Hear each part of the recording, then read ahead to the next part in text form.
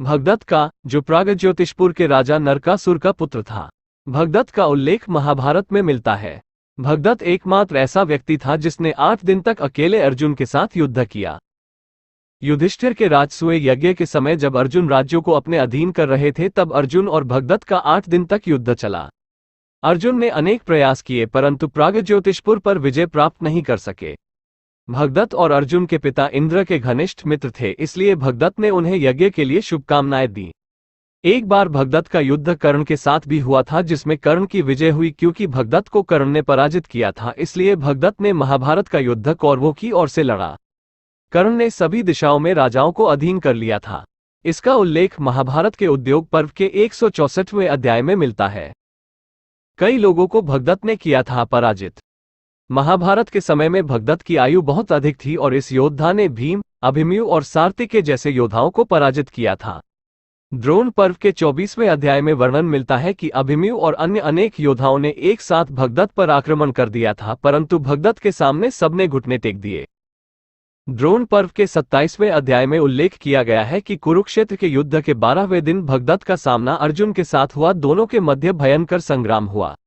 एक समय तो ऐसा आया जब भगदत्त ने अपने हाथी से लगभग अर्जुन को कुचल ही दिया था परंतु भगवान कृष्ण ने अर्जुन को बचा लिया।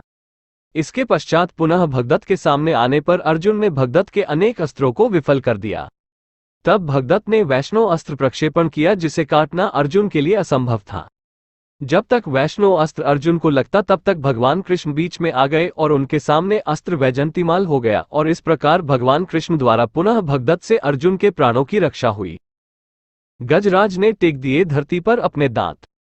तब भगवान कृष्ण ने अर्जुन से कहा कि वो अब भगदत्त पे प्रहार कर उसका अंत करे। इसके पश्चात सबसे पहले अर्जुन ने भगदत्त के सुप्रतीक नामक पराक्रमी हाथी पर नाराज का प्रहार किया।